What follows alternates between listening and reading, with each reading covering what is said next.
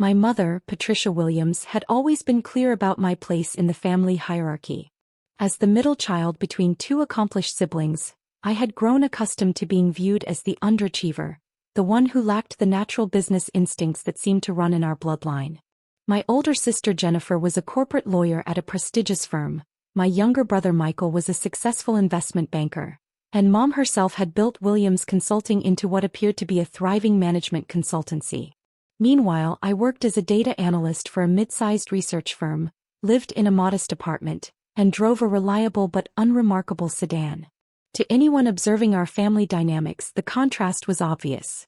I was the cautious, risk-averse child who had settled for stability over ambition.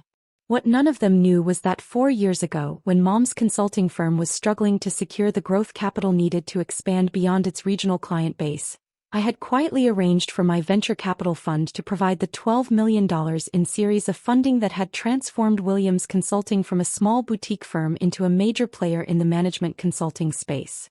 Not as her son, but through a carefully structured investment vehicle that kept my identity completely hidden from all parties involved. Mom believed she had impressed a group of sophisticated institutional investors with her business plan and growth projections. In reality, she had been pitching to representatives managing my capital. The decision to fund her hadn't been sentimental. Williams Consulting had genuine potential. Mom possessed real expertise in organizational development and change management.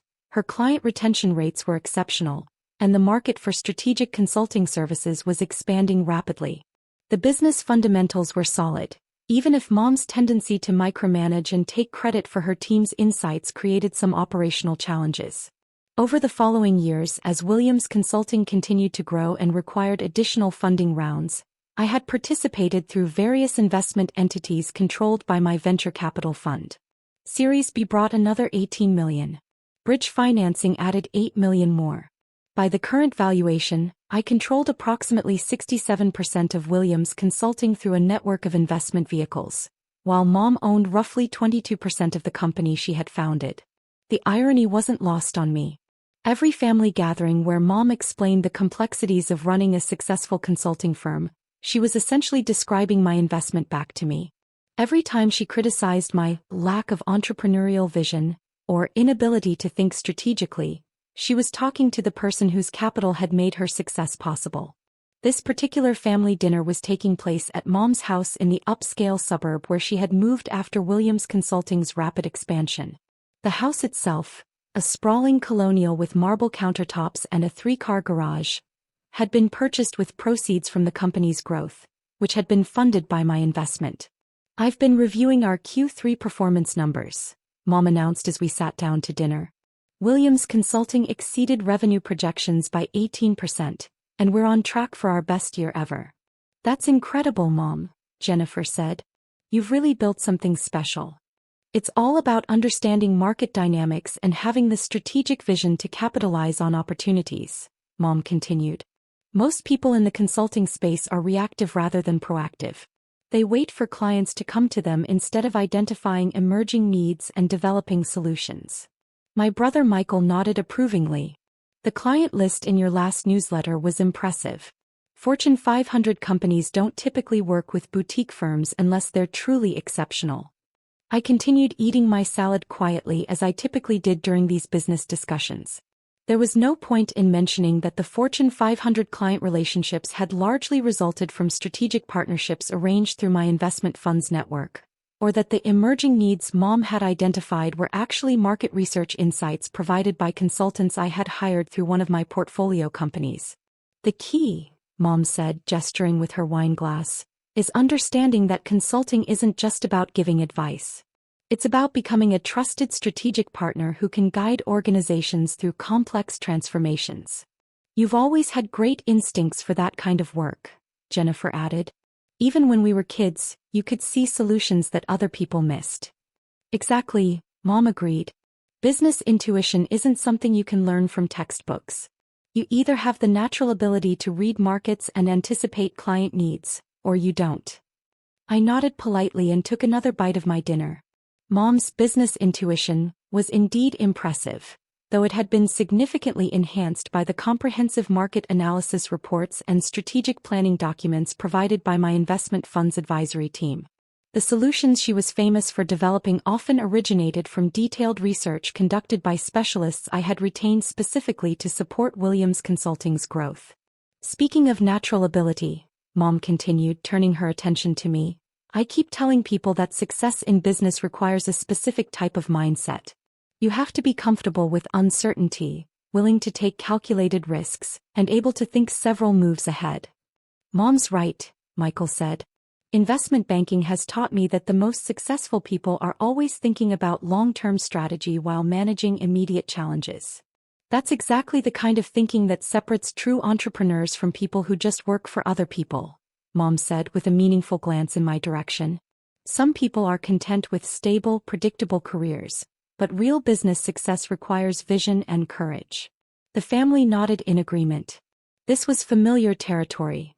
Mom using her consulting firm's success as a platform to deliver lessons about entrepreneurship and strategic thinking, with the implicit message that I represented everything an ambitious person should avoid becoming. The consulting industry is particularly demanding, Mom continued, because you're constantly dealing with executives who are under enormous pressure to deliver results. If you don't have credibility and expertise, they'll see right through you. How do you maintain that credibility when you're working with such high-level clients? Jennifer asked. Mom leaned back in her chair, clearly enjoying the opportunity to explain her professional philosophy. It's about demonstrating value immediately.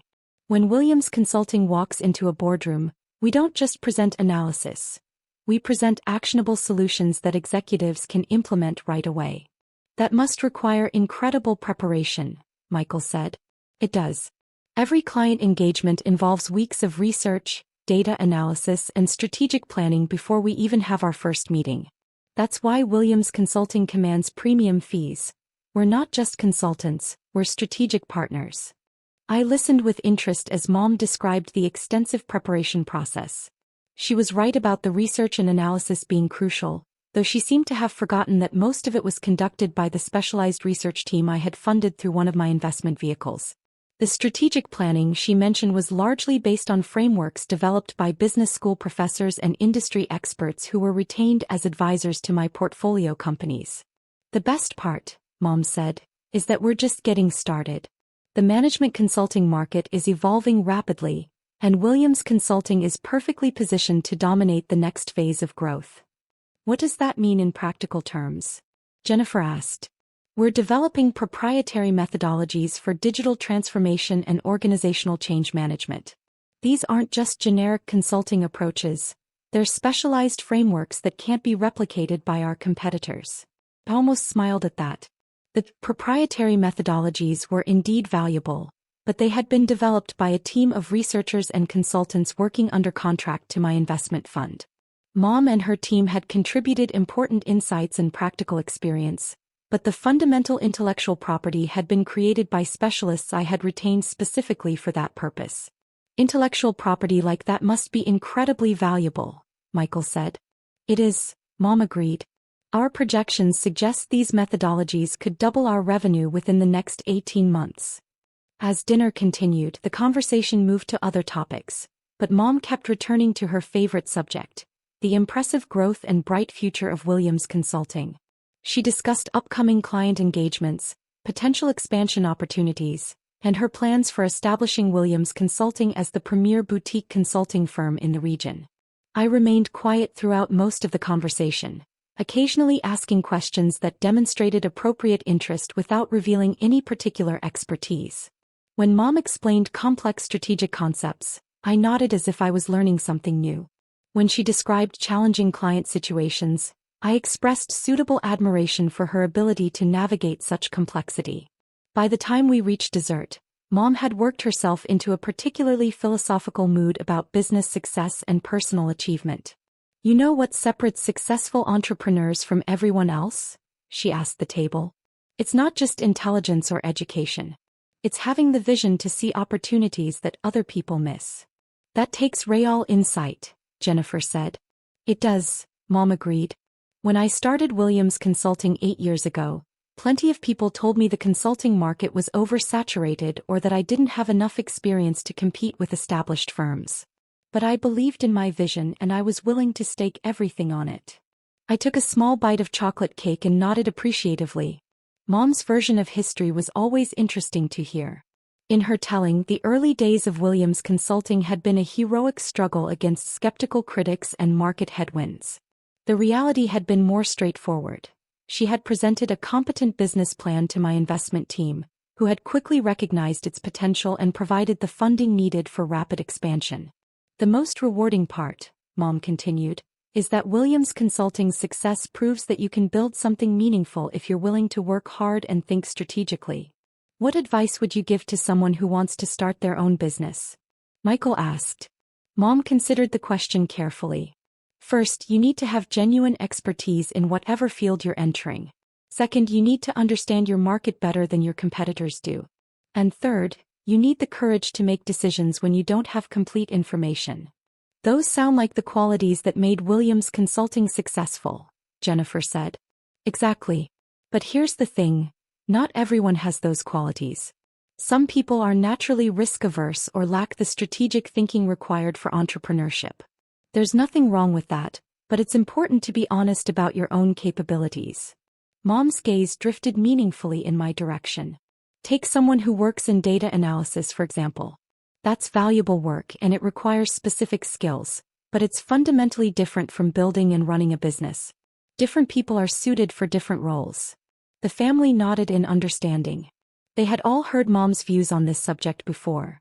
That I was well suited for analytical work but lacked the vision and risk tolerance required for true business leadership. The data analysis industry is certainly important, Mom continued, but it's primarily about processing information that other people collect rather than making strategic decisions based on that information. That's a good distinction, Michael said.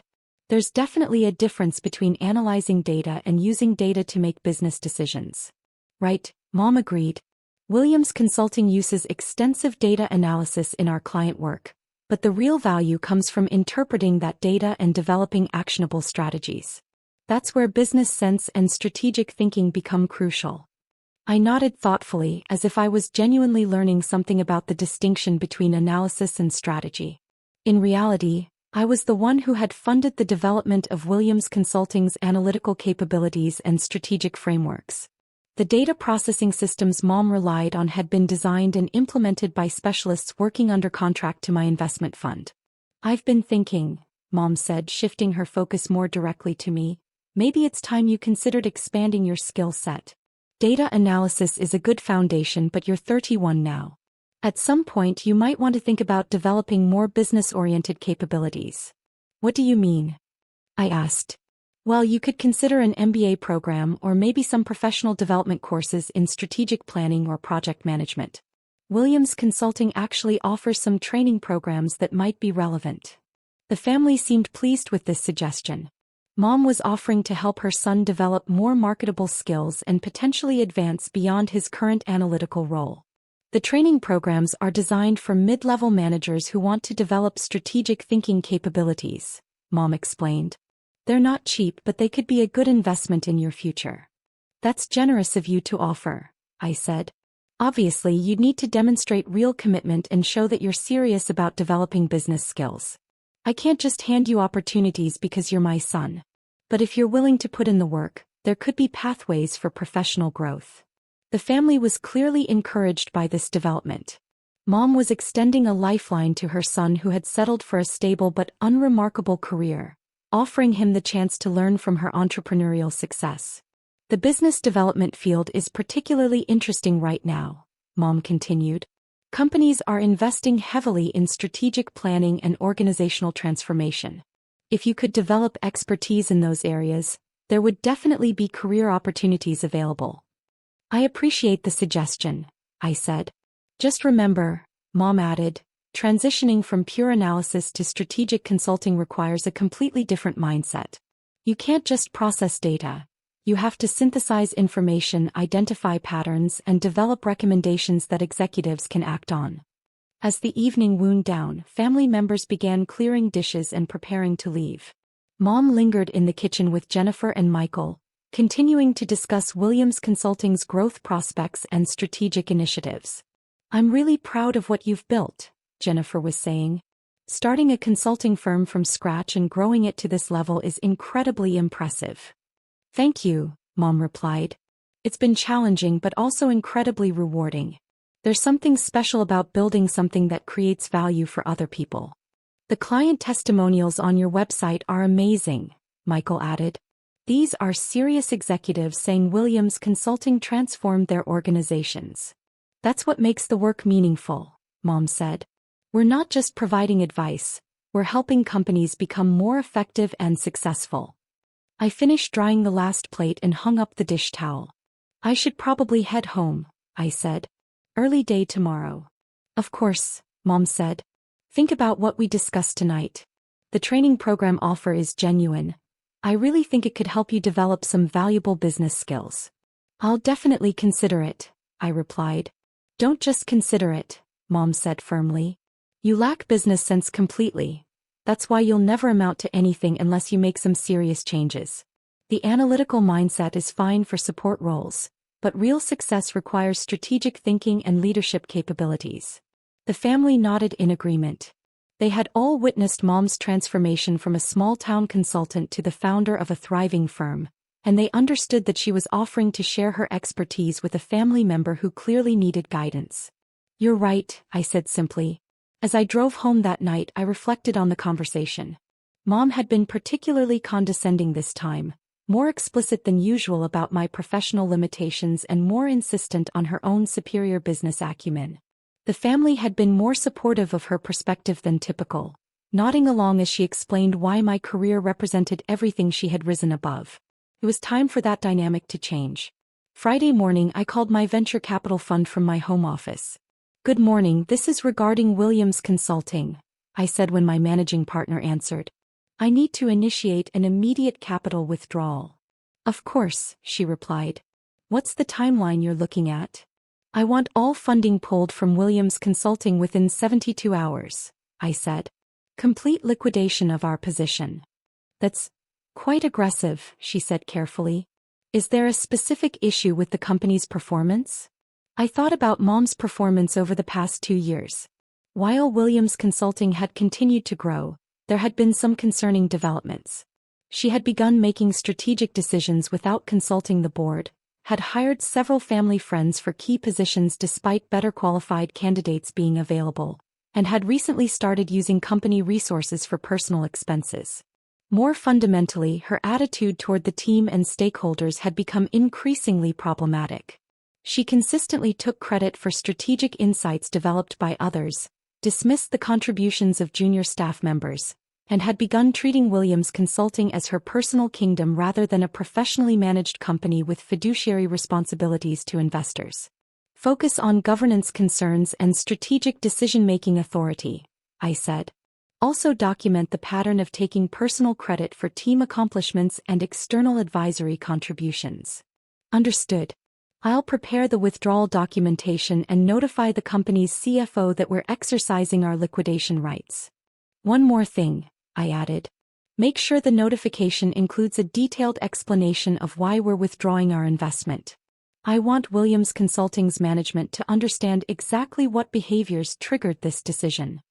The withdrawal process began immediately. Williams Consulting's CFO received formal notification that their primary investor was liquidating its entire position due to governance concerns and unauthorized decision-making by company leadership. The legal documentation specified that the withdrawal would be completed within 72 hours as outlined in the original investment agreement. Mom's world began collapsing Friday afternoon. "What do you mean the investors are pulling out?" I could hear Mom's voice through the phone when she called that evening. "This doesn't make any sense. Williams Consulting just had its best quarter ever." "I don't really understand the details," I said. "What exactly did they tell you?" "Something about governance violations and unauthorized strategic decisions. It's completely ridiculous. Every decision I've made has been in the company's best interests." I could hear papers rustling in the background and what sounded like Mom pacing around her office. "Did they give you any specific examples of these governance concerns?" They mentioned taking credit for team contributions and making strategic decisions without board consultation. But that's insane. I'm the CEO and founder. Of course I make strategic decisions. That does sound confusing, I agreed. Have you been able to talk to the investors directly? That's the problem, Mom said, her voice rising with frustration. These people hide behind investment vehicles and corporate entities. I've never even met most of them face to face. Mom spent the next 30 minutes explaining how the investor withdrawal would devastate Williams Consulting's operations. Without the venture capital funding, the company couldn't meet its payroll obligations, maintain its office leases, or continue the research and development projects that were essential to its competitive advantage. The worst part, Mom said, is that I have no idea who these investors actually are or why they're doing this. The withdrawal notice came from some corporate law firm representing anonymous investment entities. That must make it very difficult to resolve the situation, I said. Exactly. How am I supposed to address their concerns when I don't even know who they are or what specifically triggered this decision? By Saturday morning, the implications of the investor withdrawal had become clear. Williams Consulting had 72 hours to find alternative funding or begin shutting down operations. Mom spent the weekend frantically calling potential investors, but no one was willing to provide bridge financing on such short notice. The company's CFO resigned Saturday afternoon, followed by the head of business development on Sunday morning. Several key clients received word of the funding crisis and began discussing contract cancellations with their legal teams. Mom called me Sunday evening, sounding completely defeated. My lawyer says the investors had the legal right to withdraw their funding, she said. Apparently, the original agreements included liquidation clauses that I didn't fully understand. I'm sorry to hear that, I said. Williams Consulting is going to have to file for bankruptcy, Mom continued. 8 years of work and it's all disappearing because of some anonymous investors who decided they didn't like my management style. That's devastating, I said. The thing is, I still don't understand what I did wrong. The company was profitable, growing rapidly, and had excellent client relationships. How does that justify destroying everything I built? Mom's voice carried genuine bewilderment and pain. Despite her flaws, she had worked incredibly hard to build Williams Consulting, and losing the company was a devastating personal and professional blow. What are you going to do now? I asked. I don't know, Mom replied. My lawyer is reviewing whether we have grounds for a lawsuit against the investors, but the withdrawal appears to be completely legal. Over the following days, news of Williams Consulting's collapse spread throughout our family network. The response was shock and confusion. No one could understand how Mom's successful consulting firm had suddenly lost its funding and been forced into bankruptcy. Jennifer called me 3 days after the investor withdrawal. Have you talked to Mom recently? She asked. She seems completely devastated about Williams Consulting. I heard there were some investor conflicts, I said. These situations can be very complicated. She keeps saying the investors betrayed her, but I don't understand why they would destroy a profitable company. I explained that venture capital relationships could become strained when there were disagreements about strategic direction or governance issues. Investors provide funding in exchange for control, I said. When they lose confidence in management, they have the legal right to withdraw their support. But Mom built that company from nothing, Jennifer said. How can they just take it away from her? Founder equity gets diluted during funding rounds, I replied. By the time a company receives significant venture capital, the original founder often owns a relatively small percentage. Jennifer seemed troubled by this information. So Mom never really controlled her own company? She controlled the day-to-day operations, but not the major strategic and financial decisions. That's pretty standard in venture-funded companies. As the weeks passed, Mom struggled to process what had happened to Williams Consulting. The company officially filed for bankruptcy, the office lease was terminated, and the remaining employees were laid off. Mom's house, which had been purchased with proceeds from the company's growth, was at risk of foreclosure since her income had disappeared. More painful than the financial impact was the loss of identity and professional reputation.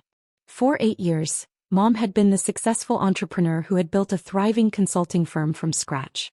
Now she was unemployed, fighting with lawyers over severance agreements, and trying to explain to potential employers how her company had collapsed so suddenly. The family rallied around her with support and sympathy, but there was also an undercurrent of confusion and disappointment. Mom had always projected such confidence and expertise about business strategy. The idea that sophisticated investors could simply destroy her company challenged everyone's understanding of how entrepreneurship actually worked. I continued to monitor the consulting industry through my various investment activities. Williams Consulting's client base had been absorbed by larger firms, and the proprietary methodologies Mom had been so proud of were now being implemented by companies with more stable funding structures. 2 months after the bankruptcy filing, Mom called with an update on her situation. "I've been interviewing for senior consulting positions at other firms," she said. "But the Williams Consulting situation keeps coming up, and it's making things very difficult." "How so?" I asked. "Potential employers want to understand why my company failed so suddenly. When I explain about investor conflicts and governance disagreements, they start asking detailed questions I can't really answer. That must be frustrating. The problem is that I still don't know exactly what triggered the investor withdrawal. The legal documentation mentions strategic differences and governance violations, but it doesn't provide specific examples I can address." Mom's voice carried a note of genuine confusion. "I keep thinking there must have been some particular incident or decision that caused this, but I can't figure out what it was. Maybe it was just an accumulation of smaller issues," I suggested. "That's what my lawyer thinks too. But it's hard to explain that to potential employers without sounding like I'm making excuses or avoiding responsibility." As spring turned into summer, Mom's job search continued without success. The consulting industry was small enough that word of Williams Consulting's sudden collapse had spread, and other firms were hesitant to hire a former CEO whose company had been destroyed by investor conflicts. Meanwhile, my venture capital fund had successfully liquidated its position in Williams Consulting and deployed the recovered capital into new investment opportunities. The financial returns had been substantial, though the personal cost to Mom had been higher than I had anticipated. I attended the family 4th of July barbecue at Jennifer's house, where Mom seemed subdued and withdrawn.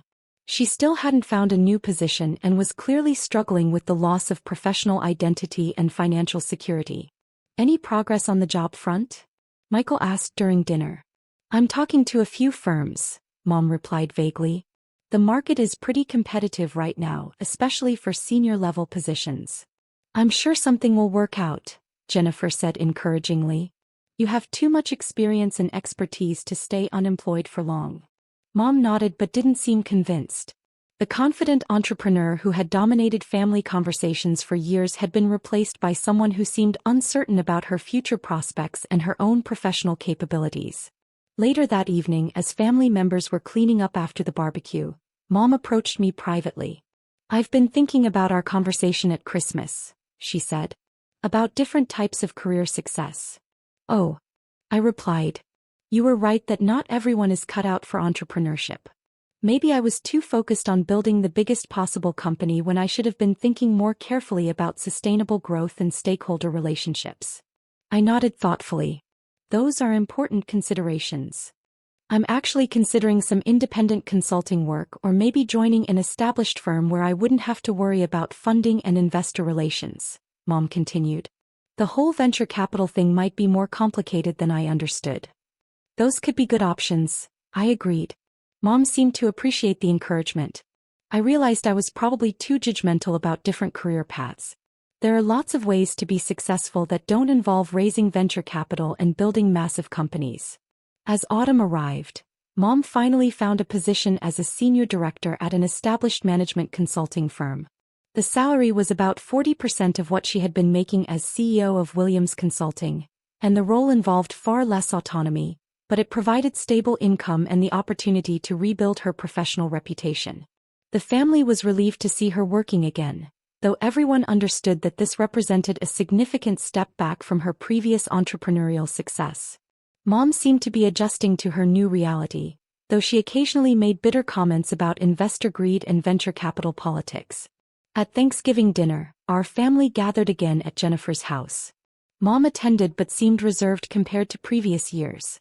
There was no discussion of strategic consulting methodologies or entrepreneurial vision, No confident predictions about market trends or growth opportunities.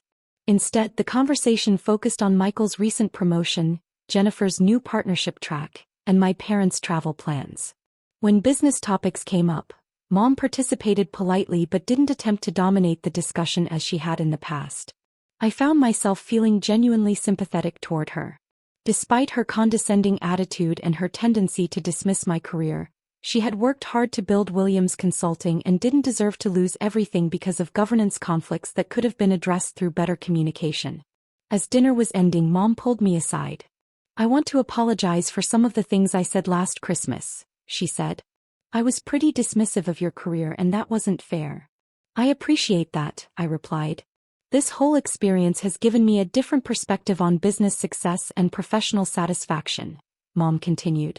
"I spent so many years focused on building the biggest possible company that I lost sight of other things that matter." "It sounds like you're finding a good balance now," I said. "I'm trying to. The new position is actually quite interesting, and the work-life balance is much better than what I had as a CEO." Mom paused, then added, "I keep wondering what would have happened if I had handled the investor relationships differently. Maybe if I had been more collaborative with the board, or more careful about governance protocols." "It's hard to say," I replied. "Sometimes these situations develop momentum that's difficult to control." "That's true. I just wish I understood exactly what went wrong so I could avoid making similar mistakes in the future." As I drove home that evening, I reflected on the events of the past year. Mom had learned important lessons about humility and stakeholder management, though the process had been more painful than necessary. My venture capital fund had successfully liquidated a problematic investment and deployed the capital more effectively. And our family had developed a more realistic understanding of entrepreneurship and the relationship between founders and investors. The irony, of course, was that Mom still had no idea that her son, the one she had dismissed as lacking business sense, had been the primary source of both her initial success and her eventual downfall. But that was a conversation for another day. Perhaps never. Some secrets were more valuable when they remained hidden, allowing everyone involved to draw their own conclusions about business acumen, strategic thinking, and the complex relationship between vision and capital in the modern economy. The important thing was that lessons had been learned, humility had been gained, and the venture capital ecosystem continued to function as designed, rewarding competent management and penalizing governance failures. Everything else was just family dynamics,